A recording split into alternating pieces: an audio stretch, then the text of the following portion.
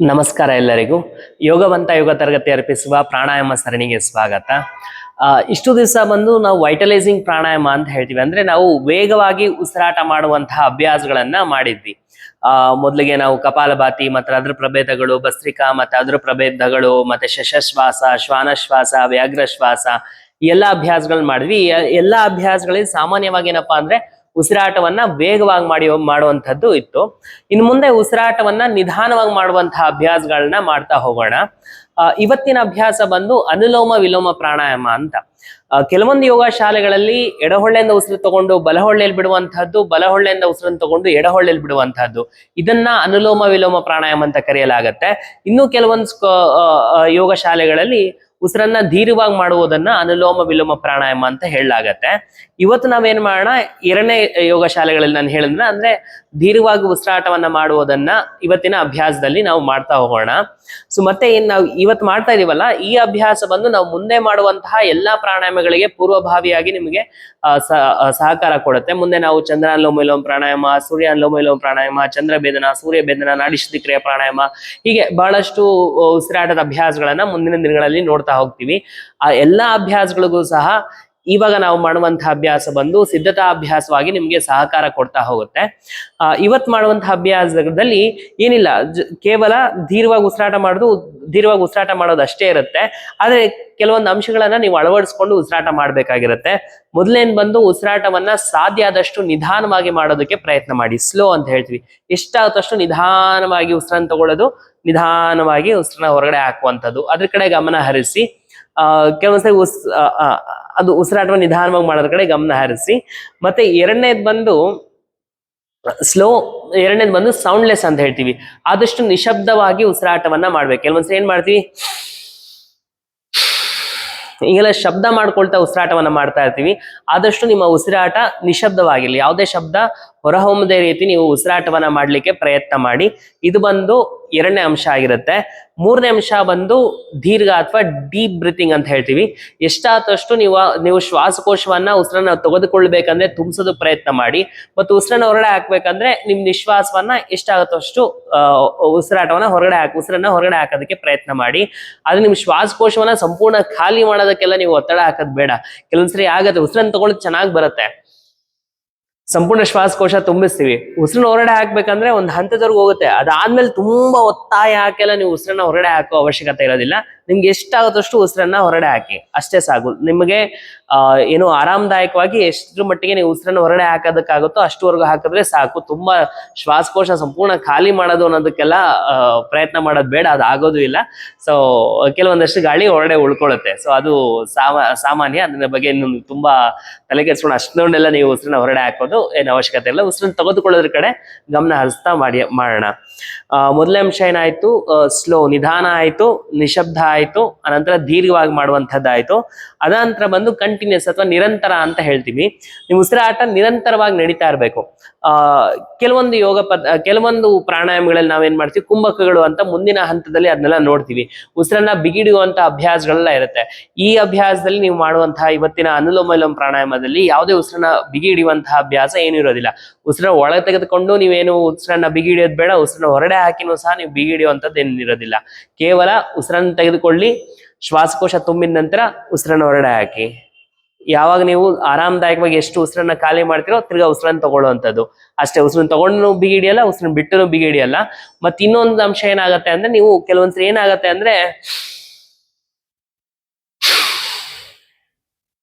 ಒಂದೇ ವೇಗ ಇಲ್ಲ. ಉಸಿರನ್ನ ತಗೊಳ್ಬೇಕಂದ್ರೆ ಯಾವ ವೇಗದಲ್ಲಿ ನೀವು ಉಸಿರನ್ನ ತಗೊಳ್ತೀರೋ ಸಂಪೂರ್ಣ ನಿಮ್ ಶ್ವಾಸಕೋಶ ತುಂಬಿಸೋವರೆಗೂ ಸಹ ಅದೇ ವೇಗದಲ್ಲಿ ನೀವು ಉಸಿರನ್ನ ತಗೊಳ್ಬೇಕು. ಉಸಿರನ್ನ ಬಿಡ್ಬೇಕಂದ್ರೂ ಸಹ ಅಷ್ಟೇ. ಯಾವ ವೇಗದಲ್ಲಿ ನೀವು ಉಸಿರನ್ನ ಬಿಡೋದಕ್ಕೆ ಶುರು ಮಾಡ್ತೀರೋ ಸಂಪೂರ್ಣ ಉಸಿರನ್ನ ಹೊರ ಹಾಕುವಾಗ್ಲೂ ಸಹ ಅಷ್ಟೇ ವೇಗದಲ್ಲಿ ನೀವು ಉಸಿರನ್ನ ಹೊರಗಡೆ ಹಾಕ್ಬೇಕಾಗಿರುತ್ತೆ.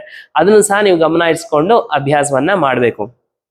ಈಗ ಆಯ್ತಲ್ಲ, ಸ್ಲೋ ಆಯ್ತು, ಸೌಂಡ್ಲೆಸ್ ಆಯ್ತು, ಡೀಪ್ ಆಯ್ತು, ಕಂಟಿನ್ಯೂಸ್ ಆಯ್ತು, ಅಂದ್ರೆ ನಿರಂತರವಾಗಿ ಅಭ್ಯಾಸ ಮಾಡುವಂಥದ್ದು, ಮತ್ತೆ ಜಾಗೃತಿ ಅವೇರ್ನೆಸ್ ಅಂತ ಹೇಳ್ತೀವಿ. ಸೊ ಜಾಗೃತಿಯನ್ನ ನೀವು ಉಸಿರಾಟವನ್ನ ಮಾಡ್ಬೇಕಾಗಿರುತ್ತೆ. ನೀವೇನಪ್ಪಾ ಅಂದ್ರೆ ನಿಮ್ಮ ಮೂಗಿನ ಹೊಳ್ಳೆಲಿ ಆಗುತ್ತಿರುವಂತಹ ಉಸಿರಿನ ಸ್ಪರ್ಶ ಮತ್ತೆ ಹರಿವು, ಮತ್ತೆ ಶ್ವಾಸಕೋಶದ ಚಲನೆ, ಶ್ವಾಸನಾಳದಲ್ಲಿ ಆಗುತ್ತಿರುವಂತಹ ಸ್ಪರ್ಶ ಮತ್ತೆ ಹರಿವು, ಪ್ರತಿಯೊಂದು ನೀವು ಏನು ನಿಮ್ಮ ಉಸಿರಾಟದಲ್ಲಿ ಏನೇನು ಆಗ್ತಾ ಇದೆಯೋ ಬದಲಾವಣೆಗಳು, ಏನೇ ನಿಮ್ಮ ಅನುಭವಕ್ಕೆ ಬರ್ತಾ ಇದೆಯೋ ಎಲ್ಲವನ್ನು ಸಹ ಗ್ರಹಿಸ್ಕೊಂಡು ನೀವು ಉಸಿರಾಟವನ್ನ ಮಾಡ್ಬೇಕಾಗಿರುತ್ತೆ. ಅದು ಒಂದು 5ನೇ ಅಂಶ ಆಗಿರುತ್ತೆ. ನೀವೇನೇನೋ ಆಲೋಚನೆಗಳು ಮಾಡ್ಕೊಳ್ಳೋದು ಬೇಡ. ಸಂಪೂರ್ಣ ನಿಮ್ಮ ಜಾಗೃತಿಯನ್ನ ಉಸಿರಾಟದ ಮೇಲೆ ಗಮನ ತಂದು ಒಳ ಬರ್ತಿರುವ ಮತ್ತು ಹೊರ ಹೋಗುತ್ತಿರುವ ಉಸಿರು, ಮತ್ತೆ ಒಳ ಬರ್ಬೇಕಂದ್ರೆ ನಿಮ್ಮ ಉಸಿರಿನ ತಾಪಮಾನ ಏನಿದೆ, ಉಸಿರು ಹೊರಡೆ ಹಾಕ್ಬೇಕಂದ್ರೆ ತಾಪಮಾನ ಏನಿದೆ, ಇದನ್ನೆಲ್ಲನೂ ಸಹ ಗ್ರಹಿಸ್ಕೊಂಡು ನೀವು ಅಭ್ಯಾಸವನ್ನ ಮಾಡ್ಬೇಕಾದ್ರೆ ಸಂಪೂರ್ಣ ನಿಮ್ಮ ಗಮನವನ್ನ ಉಸಿರಾಟದ ಮೇಲೆ ತಂದು ಅಭ್ಯಾಸವನ್ನ ಮಾಡಿ.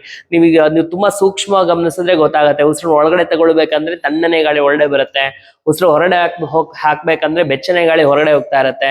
ಈ ತರದೆಲ್ಲ ಬಹಳಷ್ಟು ನಿಮ್ಗೆ ಬದಲಾವಣೆಗಳೆಲ್ಲ ಗೊತ್ತಾಗ್ತಾ ಹೋಗ್ತಾ ಇರುತ್ತೆ.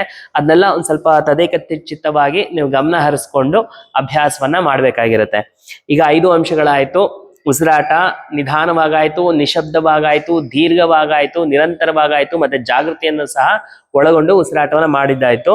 ಇನ್ನು 6ನೇ ಅಂಶ ಬಂದು ಉದರ ಶ್ವಾಸ ಅಂತ ಹೇಳ್ತೀವಿ, ಅಂದ್ರೆ ಡಯಾಫ್ರಾಮೆಟಿಕ್ ಬ್ರೀತಿಂಗ್ ಅಂತ ಹೇಳ್ತೀವಿ. ಆದಷ್ಟು ನಿಮ್ಮ ಹೊಟ್ಟೆಗೆ ಚಲನೆ ಕೊಟ್ಟು ಉಸಿರಾಟವನ್ನ ಮಾಡ್ಬೇಕಾಗಿರುತ್ತೆ.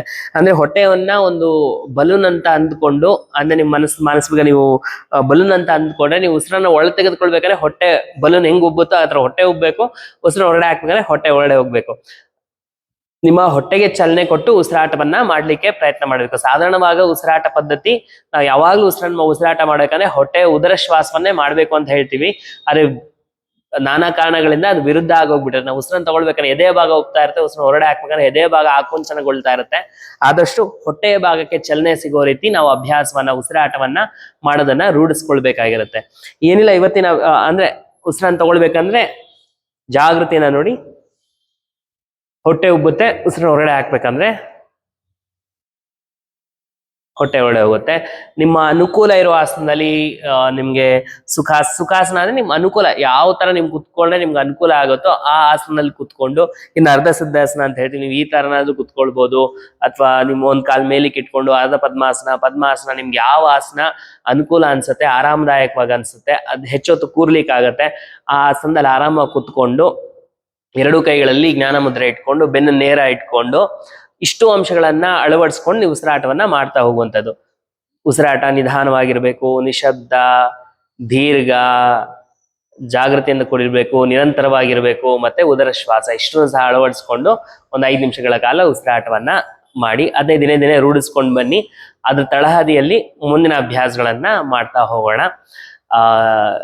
ಮತ್ತು ಈ ವಿಡಿಯೋ ನಿಮ್ಗೆ ಇನ್ನಷ್ಟು ಜನಕ್ಕೆ ತಲುಪಿಸಿದ್ರೆ ಸಹ ಅವ್ರಿಗೂ ಸಹಾಯ ಮಾಡುತ್ತೆ ಅನ್ಸಿದ್ರೆ ಈ ವಿಡಿಯೋನ ಶೇರ್ ಮಾಡಿ.